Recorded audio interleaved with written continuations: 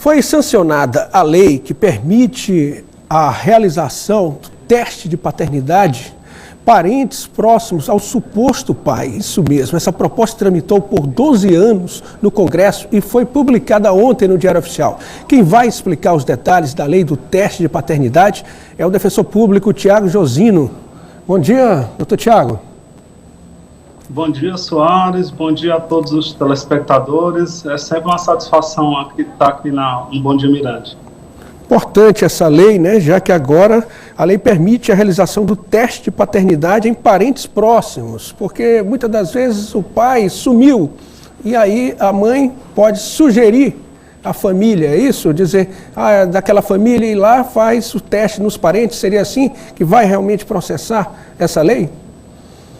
Exatamente. Na realidade, já existia a previsão legal de fazer esse teste, já fazer essa presunção de paternidade em relação ao pai, né? Quando o pai se recusa a fazer o exame de paternidade, o juiz pode, de acordo com as outras provas do processo, presumir que ele é o pai e decretar por decisão judicial. Agora, se o suposto pai houver falecido ou não houver nenhuma informação sobre ele, é possível também agora, por expressa previsão legal, que o juiz faça o exame nos parentes consanguíneos, né? Quem seriam os mais próximos, os pais dele, os irmãos, para verificar realmente essa paternidade. A recusa desses parentes em fazer o exame também vai gerar a presunção de paternidade, o que a gente chama no direito de presunção juris tantum, né?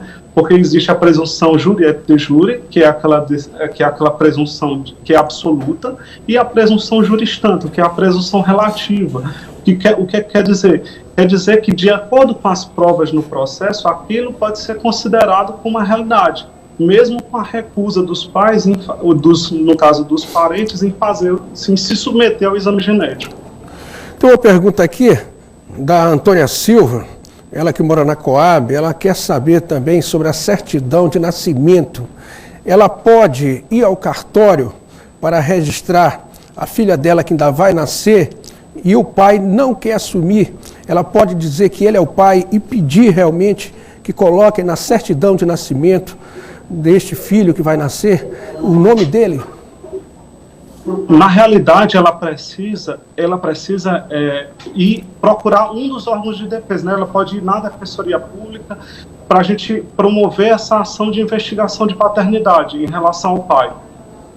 Que eu acho que seria o melhor método, né? Ou, no caso, se ela tiver uma condição financeira de custear, das custas do processo, ou de pagar um advogado, pode também procurar um advogado particular. Ela não pode chegar no cartório e dizer que a pessoa é o pai da criança e registrar. Na verdade, não é feito, atualmente não é feito esse procedimento diretamente no cartório, né? A não ser que já exista a previsão, ela já seja casada com ele, então o cartório já insere direto.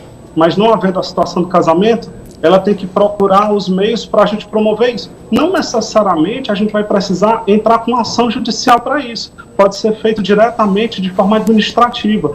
A gente convida o pai para ele verificar se ele confirma a paternidade ou se não, se ele quer se submeter a um exame genético, que pode ser feito. E aí a gente promove isso. Não necessariamente precisa ser de forma judicial, né? Seguindo a via judicial. Doutor Tiago, e lá na Defensoria Pública do Estado do Maranhão é possível fazer essa investigação gratuitamente?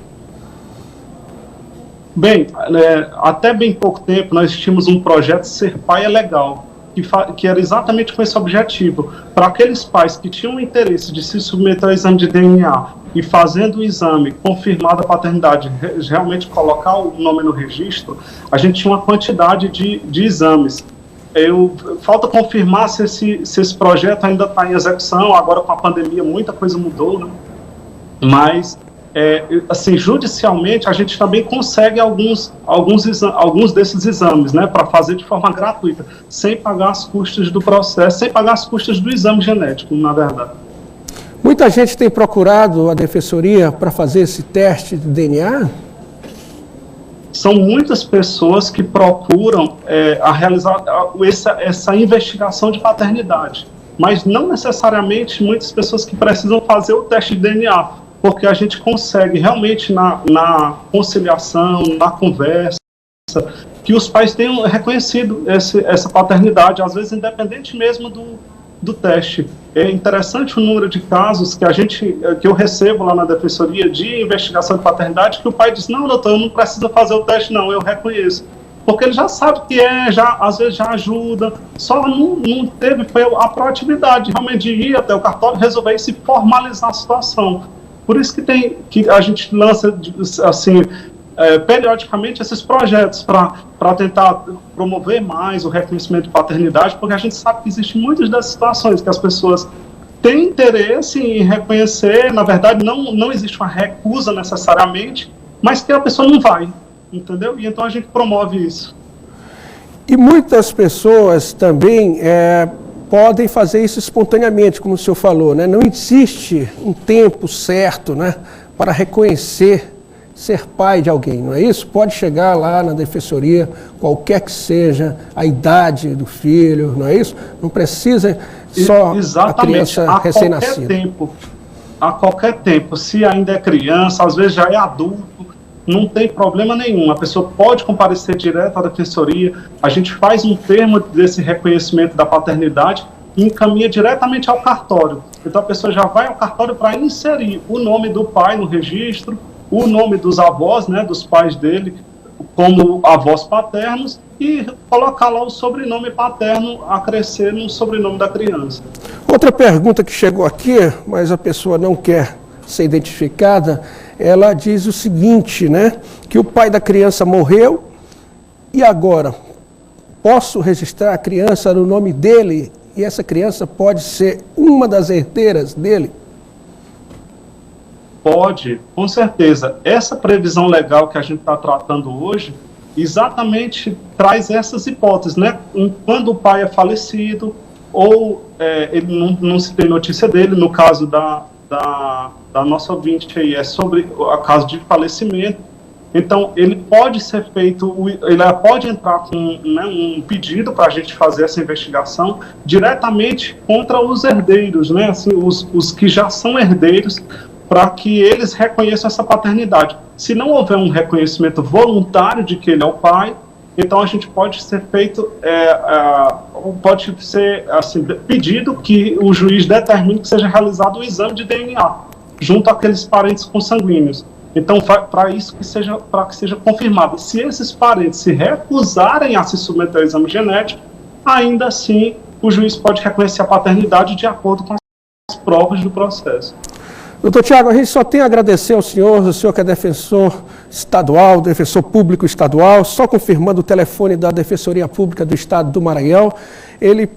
A pessoa pode ir em qualquer uma, né, defensoria nos municípios maranhenses, não é isso? Mas aqui em São Luís, o telefone eu queria que o senhor confirmasse, é o 98, que é o código, 3231-0958, esse é o telefone geral lá da Defensoria Pública do Estado. Esse também é um deles. Também temos o 3221-6110. E na página da Defensoria Pública, na internet, lá você encontra todos os telefones específicos dos núcleos regionais e de todos os nossos serviços. Agora, durante a pandemia, nós criamos vários meios de contato para facilitar, para que o assistido consiga diretamente o atendimento de forma mais rápida, né, sem ter que se deslocar. Na verdade, pela última determinação do governo do Estado, nós estamos com, digamos assim, com a porta fechada para os atendimentos físicos, né, somente casos urgentes, mas todos os meios virtuais estão em funcionamento. Então a pessoa pode mandar uma mensagem simples no WhatsApp, em qualquer dos nossos contatos, e vai ser direcionado para o serviço específico que ela deseja ou para o núcleo específico onde ela deseja atendimento, se na capital ou se no interior do estado. A gente agradece, então, pelos esclarecimentos aqui no Bom Dia Mirante.